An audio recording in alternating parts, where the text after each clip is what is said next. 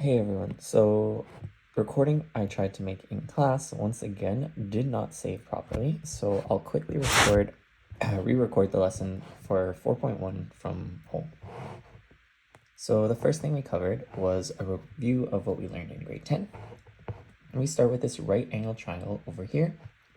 Usually you're given an unknown angle denoted by this symbol here, which is called theta. We know that this side length across from the right angle,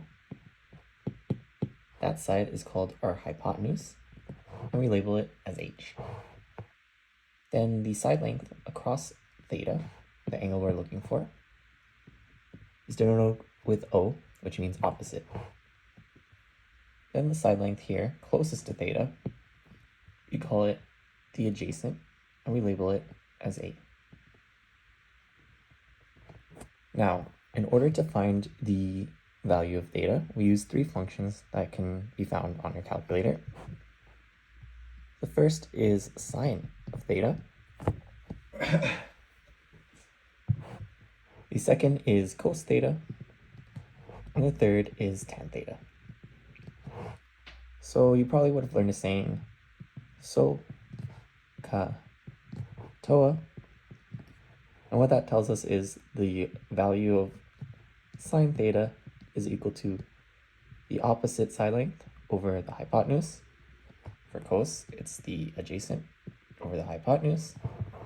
And then tan is the opposite over the adjacent.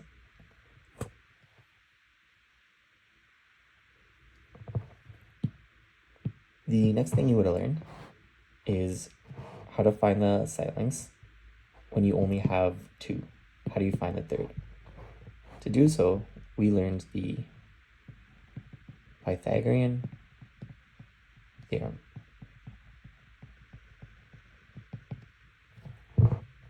This is denoted as a squared plus b squared is equal to c squared. And so the sides would be labeled as such, with c as our hypotenuse. This is going to be important when we cover our special angles here in chapter 4.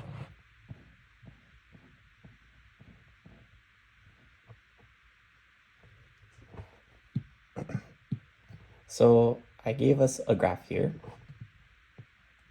and I wanted us to label a point O1, 1O, O minus 1, and minus 1O.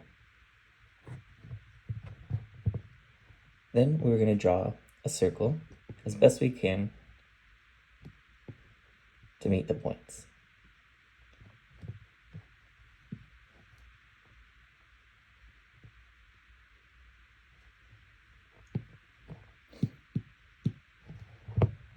In doing so, we've created what's called a unit circle. What's special about this circle is its radius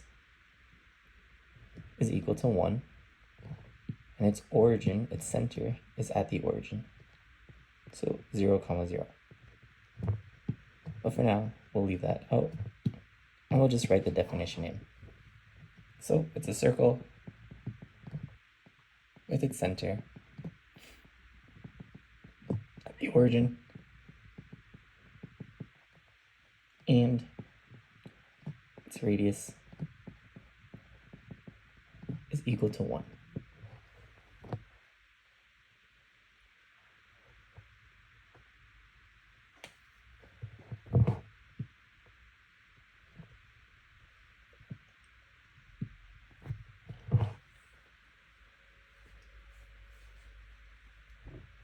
So the next thing we learned were two arms. The first / initial thing we learned was the initial arm. Then we split the first quadrant here in two and drew what's called our terminal arm. These two arms both meet at the origin. And definitionally, we can write it as the first arm that meets the terminal arm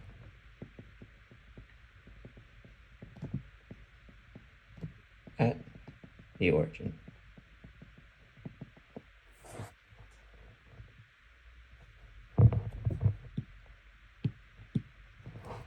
The terminal arm is the arm of an angle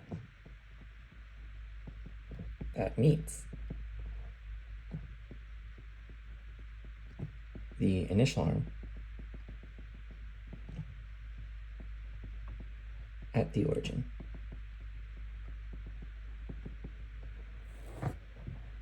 So the angle that these two arms made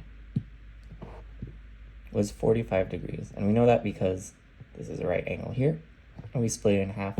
So 90 divided by 2 is 45. We know this is an angle in standard position because its vertex is at the origin,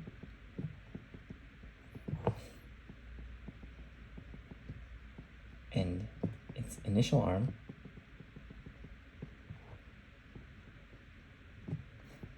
is in the positive axis, positive x-axis, which you can see here, it's in the positive, the negative would be over here.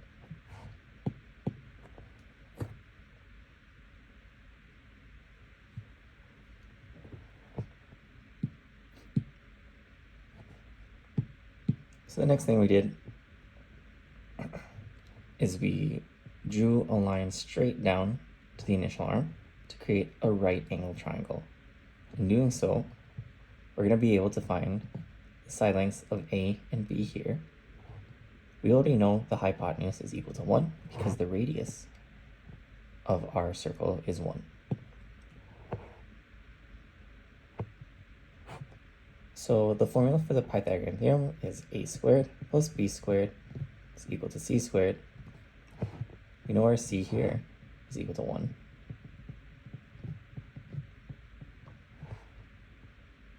But what do we put in for a and b? Well, we know that the interior angles of a triangle need to equal 180. If this one here is 90 and this is 45, then this one up here must also be 45, which means we have an isosceles triangle. That means the side lengths of A and B are going to be the same. So we can rewrite this equation as a squared plus a squared is equal to 1. Simplify that to 2a squared. Then we isolate for a. So we have a squared is equal to 1 over 2. Then we root both sides to get a is equal to the root of 1 over 2. When we root 1, it's just going to be 1.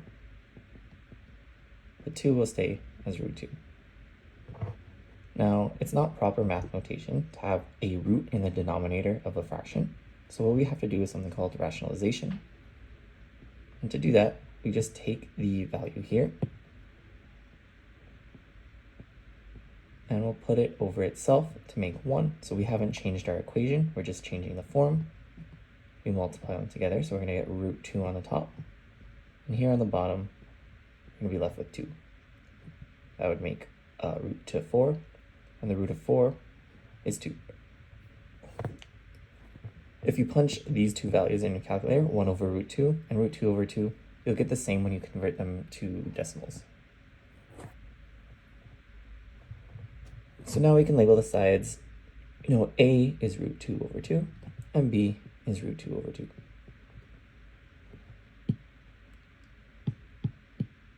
Now, to get to the angles that we're looking for, our special angles, we can use SOHCAHTOA.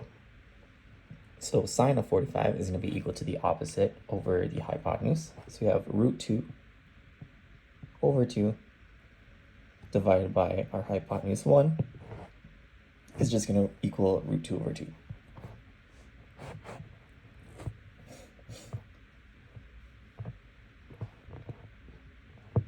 Then we take cos 45.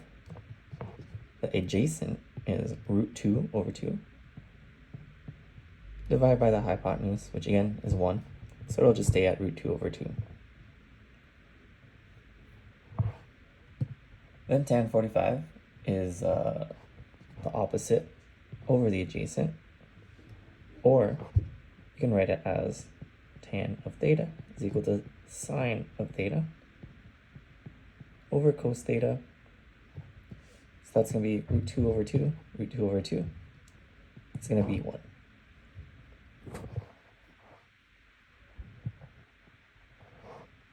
Now, let's look at the relationship between cos 45, which is root 2 over 2, and the adjacent side length here.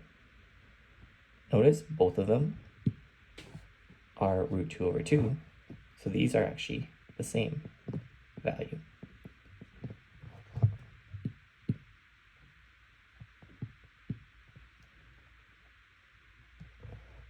Then let's look at the relationship between sine 45 and side B.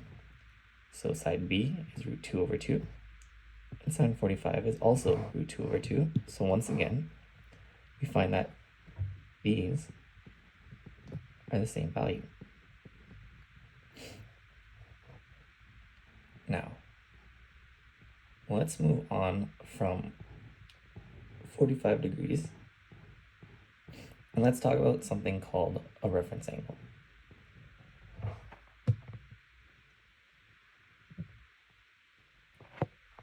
So let's start with our initial arm once again.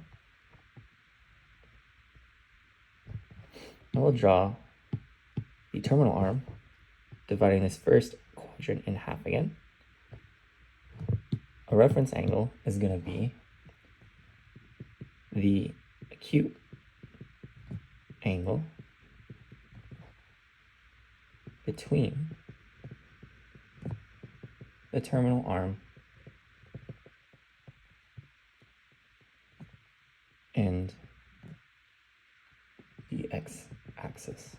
So this is different from the standard position because the standard position angle would have to be from the terminal arm to the initial arm here in the positive x-axis. But a reference angle could also form the angle with this x-axis. So this terminal arm here creates two different angles, but only one of them is acute. The acute is the smaller one. So here, 45 degrees is going to be our reference angle.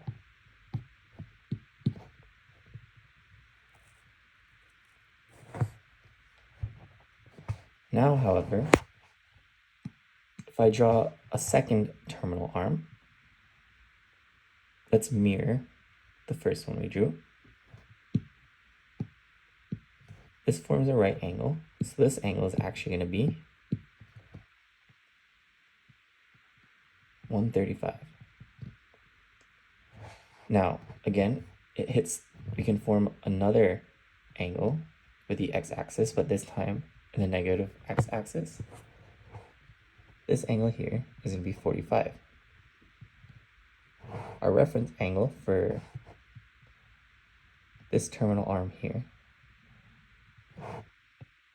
is going to be 45 because this is the smaller angle. 135 is going to be our angle in standard position.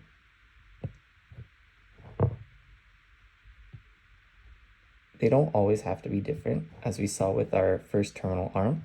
This 45 degrees is both the reference angle and our angle in standard position. Now, it's important to know that this is the reference angle is 45 for when we're trying to find our terminal points.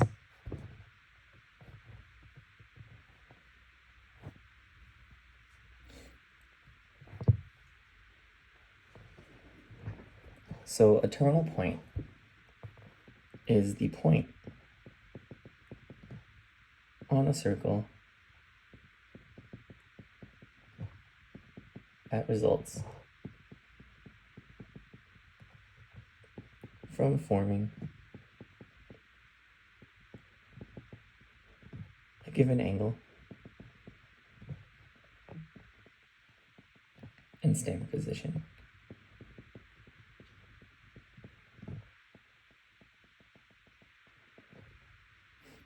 So let's look at our first one, 45.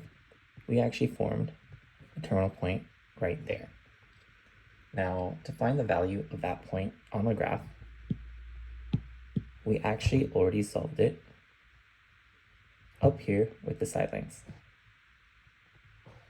So the height, our y value, is going to be root 2 over 2, and our x value is also going to be root 2 over 2.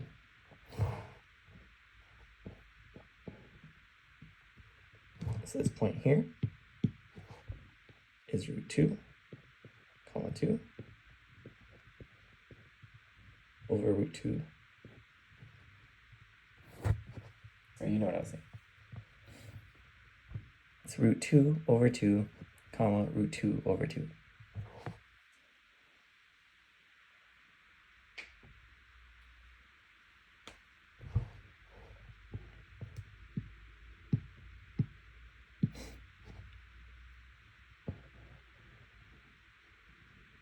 So now, let's look for this terminal point that we'll call C, and we'll try to find the coordinates of it using the reference angle. So our reference angle is 45, which means the values of our terminal point is going to be the same, but the signs could be different. So notice our terminal point C is in the domain of the negative x-axis. So our first x value is going to be negative root 2 over 2. It's the same as the reference angle of 45, but because we're in the negative x-axis, our x value is going to be negative. We're still in the positive y-axis, so the y value will stay positive at root 2 over 2.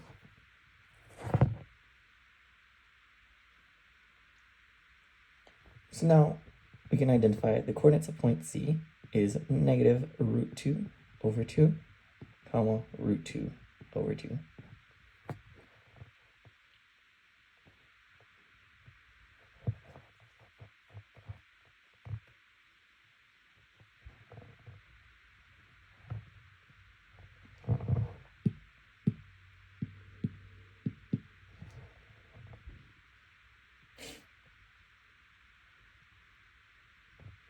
Now let's recall, we got our x value for the terminal point of 45 by calculating it with the adjacent and the hypotenuse. But we made a good observation that cos of 45 is equal to our adjacent side here.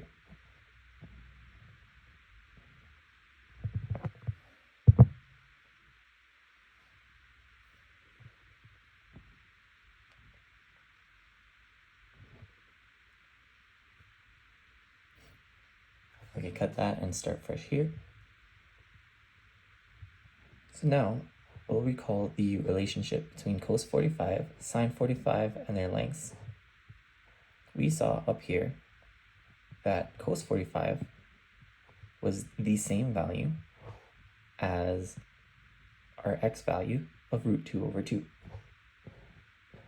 So using that relationship, we can infer that the value of cos 135 is going to be equal to the x value on the terminal point, as the x value on our terminal point for 45 was the same as cos 45. So for here, cos 135 can equal minus root 2 over 2. Then with sine 45, we saw it was the same value as our y value. So we can infer that sine 135 is going to equal root 2 over 2.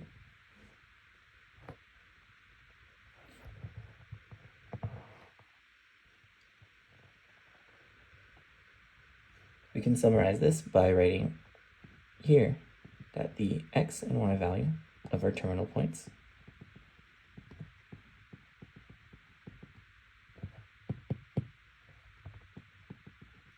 are the same as writing cos of theta, sine of theta. theta. Now, what would tan 135 be? Again, you can write tan of theta is equal to sine theta over cos theta. So we rewrite that as tan of 135 is equal to sine 135 over cos 135. So it's the same value, but it's a negative and a positive, so you're going to get negative 1.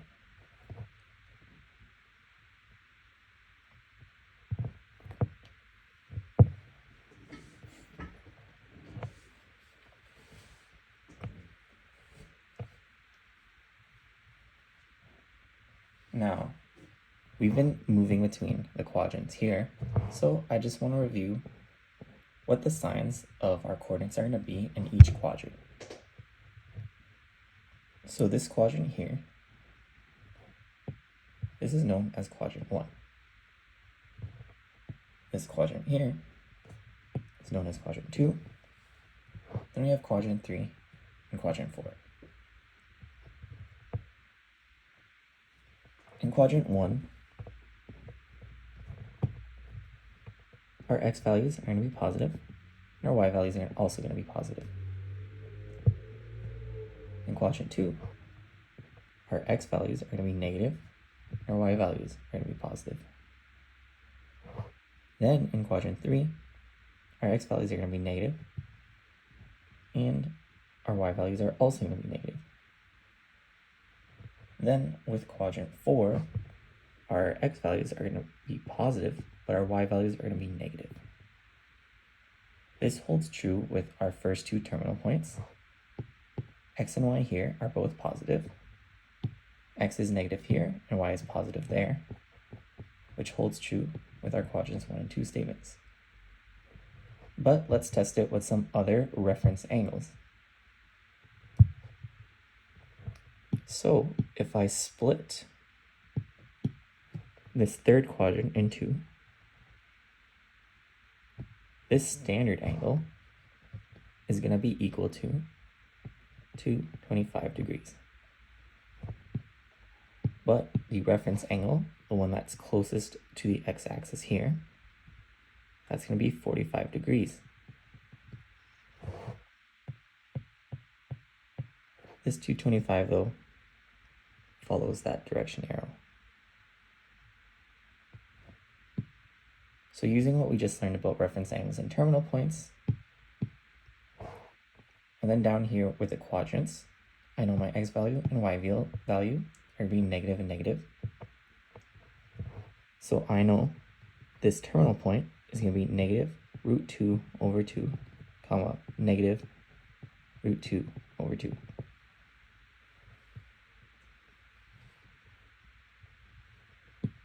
Going through with the last reference angle for 45. Here in quadrant 4, this reference angle is going to be 315, denoted by the direction arrow here, but its reference angle is this one here, which is 45. So I know the terminal point values are going to be the same as 45, root 2 over 2, comma, root 2 over 2. But I can check the quadrants here. It's going to be a positive and a negative. So I can write it as root 2 over 2, comma, negative root 2 over 2.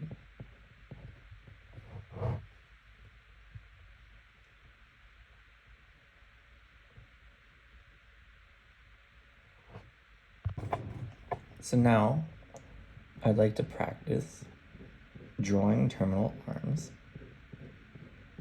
and determining what quadrant they're going to reside in. So starting with the first one here, we've already practiced 45. We always start with our initial arm first, then we draw the terminal arm to find the angle 45 degrees, and we see this is in the first quadrant. Now recall, this is a right angle, So that means this line here is going to be 90 degrees, which means 115 is going to be in the second quadrant. But when we're drawing it, we always start with our initial arm before drawing the terminal arm for our angle of 115. Now, you can probably guess, but 245 is going to reside in the third quadrant here. And remember to draw this directional arrow to represent 245 degrees. Should have been arrows here and here as well. So this is in quadrant 3. And now we'll work with 270. So again, this is a right angle, so this is 90. This is another right angle, so plus 90 is 180. Then another right angle is going to give us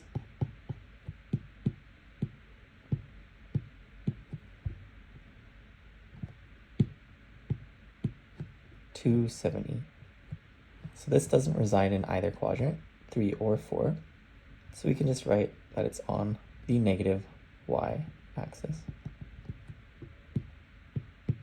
But again, we still draw from the initial arm to our terminal arm this direction arrow here, writing 270 degrees. For 340, we're going to start with the initial arm, and we'll draw our terminal arm in the fourth quadrant. Remember to draw the direction arrow,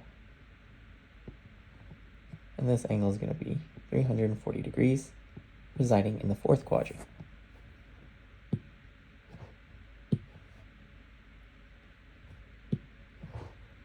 Now you'll notice we went from 90 to 180 to 270 to 360. So for this angle here at 450 degrees, we're actually going to make a full revolution. Now 360 plus 90 is going to give us 450, so it's going to be on the y-axis again, but this time it's going to be in the positive y-axis. And to draw this angle with the direction arrow, you have to make a full revolution first before connecting with the terminal arm and labeling the angle.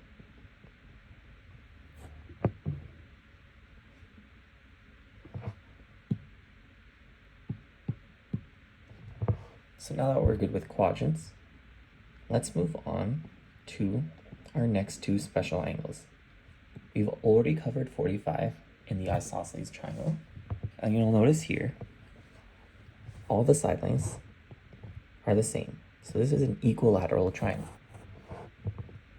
If I were to draw this on the unit circle, this would be my initial arm on the positive x-axis, and this would be my terminal arm.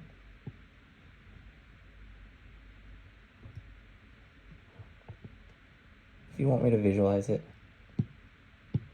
it's the same as me drawing the initial arm here, and the terminal arm here. And because it's an equilateral triangle, the interior angles need to add up to 180. And because they're all the same, this angle here is going to be 60 degrees. So on a unit circle, this would be 60 degrees. And in order to make it a right angle triangle, I'll draw a line down there, just like I'll draw a line down here to give it a right angle.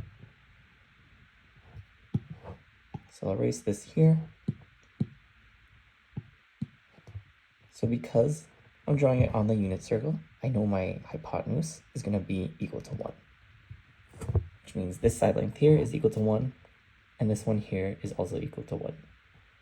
But just looking at the right angle triangle I made, I cut it in half, which means this side here, A, is going to be equal to a half.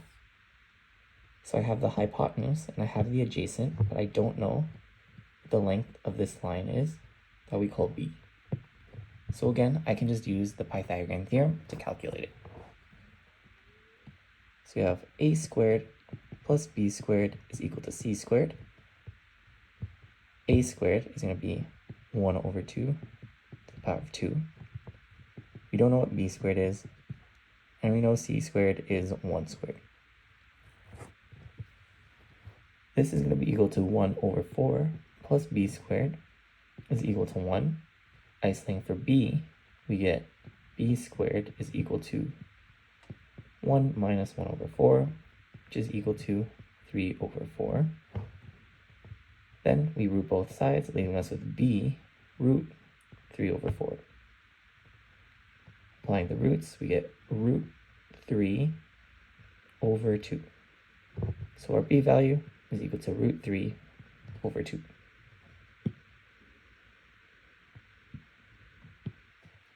I'm going to draw a line here because we're looking for the angles. And now we have all the side lengths. So we'll be able to calculate the special angles for the angle 60. So we'll start with sine of 60 is equal to the opposite over the hypotenuse. So the opposite is root 3 over 2. The hypotenuse is 1, so it'll just be root 3 over 2.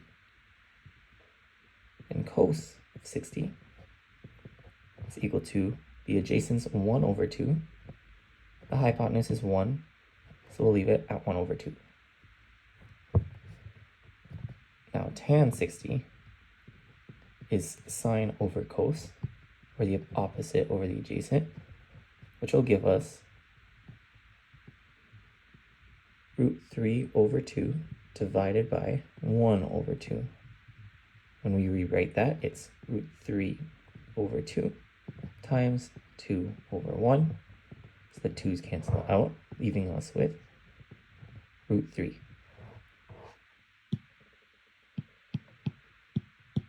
But remember, I said we have two special angles from this triangle. The second one comes here. So when I split this angle in half from 60 degrees, this angle up here is actually 30 degrees. So we'll solve this one at the same time. Sine of 30, this time the side length opposite to 30 is 1 over 2. Divided by the hypotenuse of 1, it stays the same. Then cos 60 is going to be the adjacent side to 30 on this side length here, which is root 3 over 2 divided by 1, so that stays the same.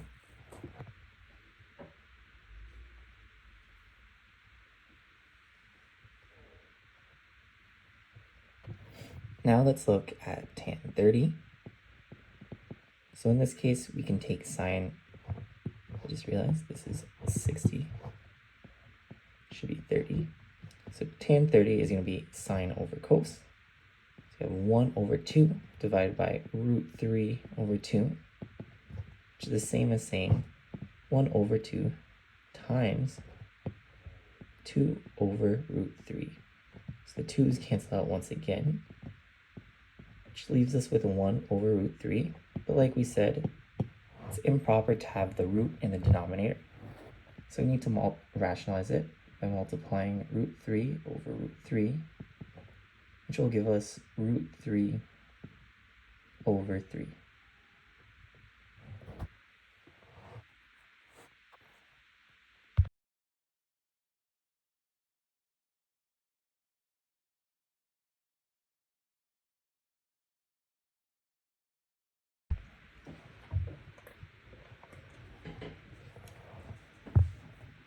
So now we found the first 3 special angles that we're going to learn today.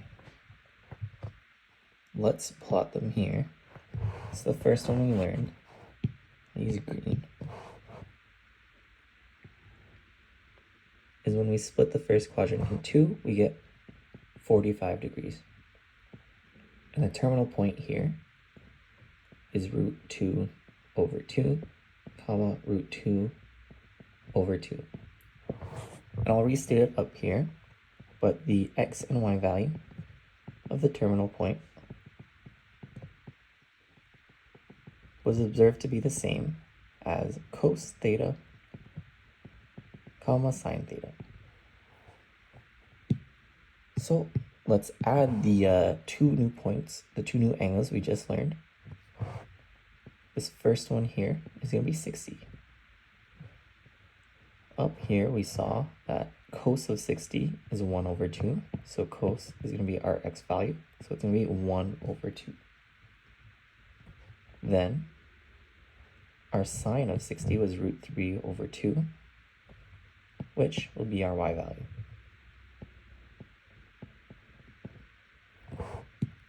Then we can plot the third angle we learned, 30 degrees. And repeating what we just did, cos of 30, comma, sine of 30. So you have root 3 over 2, comma, root, or just comma, half. It's going to be root 3 over 2, comma, 1 over 2. You'll notice it's just the flip version of 60 degrees. Now we'll cover the last two angles that you're going to learn.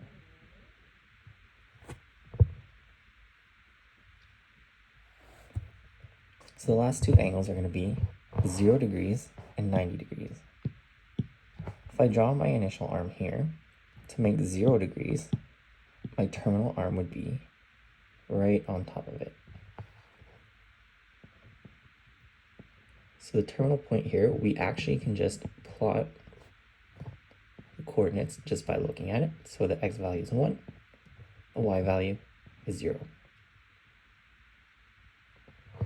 Then for 90 degrees, we know so when the lines are perpendicular to make a right angle. So this is 90 degrees here, and we can just plot it as 0, 1.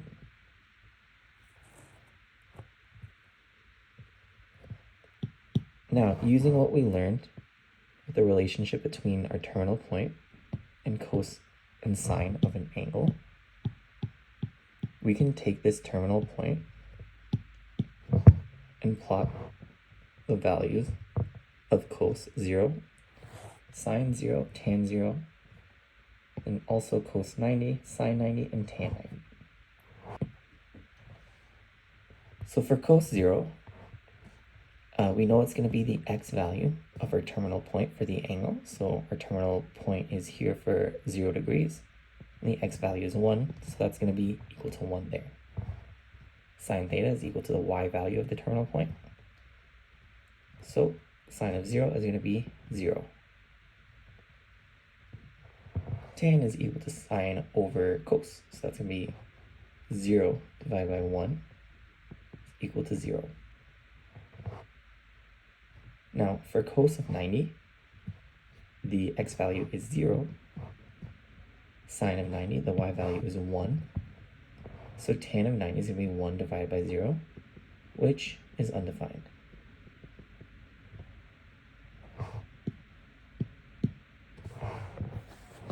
So adding 90 to find these other terminal points,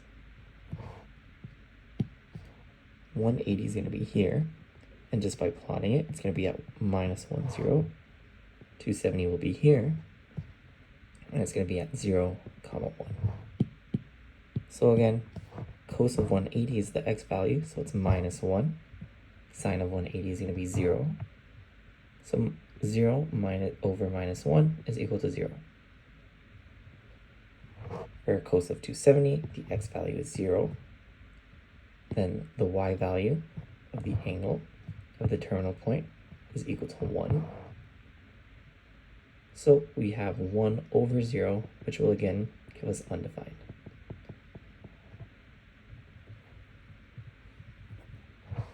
So with that, we've covered our 5 special angles of 4.1. To summarize what we just learned, we have this table here, sine, cos, and tan of the 5 angles we learned. 0, 30, 45, 60, and 90. Sine and cos will match the coordinates seen here, terminal points. If you find the table easier to remember, you can use this. But when we get to the values for our reference angles, it might be easier to use this chart below on the next page.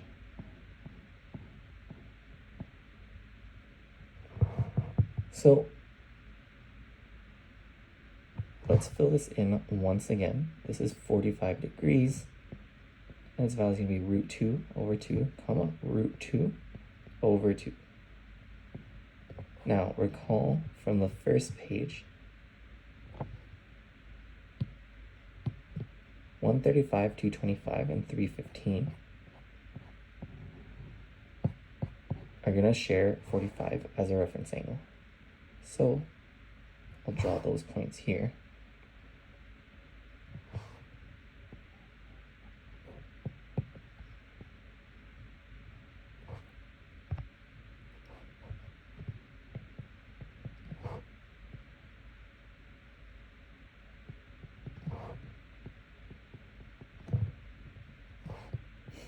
And using our quadrant rules and knowing that the terminal point is the same as the reference angle, I know this point is going to be negative root 2 over 2.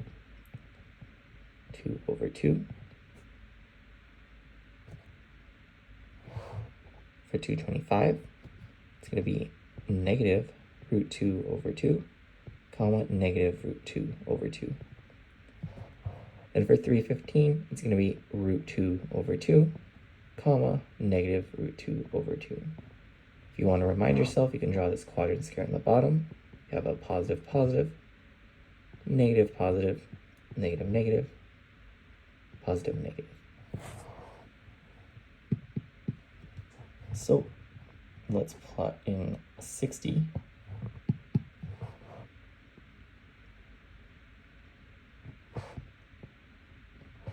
Recall our terminal point here was 1 over 2, comma, root 3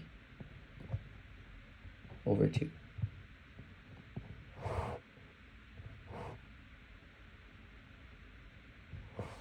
These are the terminal arms that will have 60 degrees as their reference angle. So these are 120, 240, and 300. So once again, following this chart here down below, we can fill in the terminal points as negative 1 over 2, comma, root 3 over 2.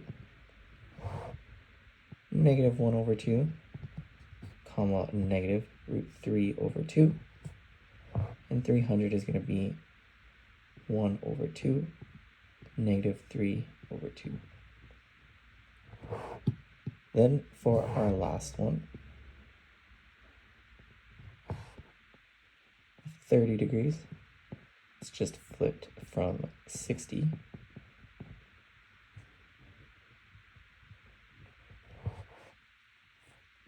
Its terminal arms that have 30 as a reference angle are going to be these lines here.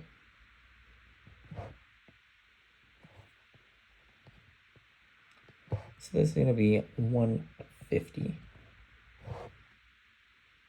then 210,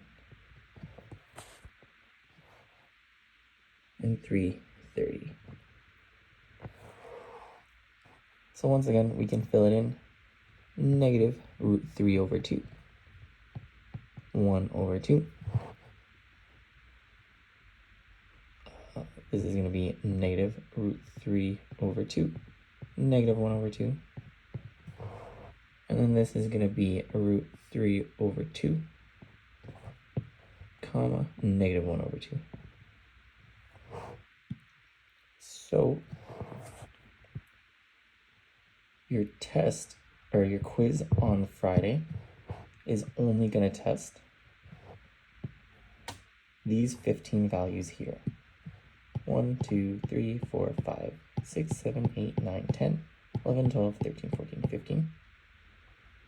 So I'll say out loud, question 1, write the value of sine 30, in which case you would write 1 over 2. Then I would say something like, question 2, what's the value of cos 45? So cos 45 is root 2 over 2, and you would write that down.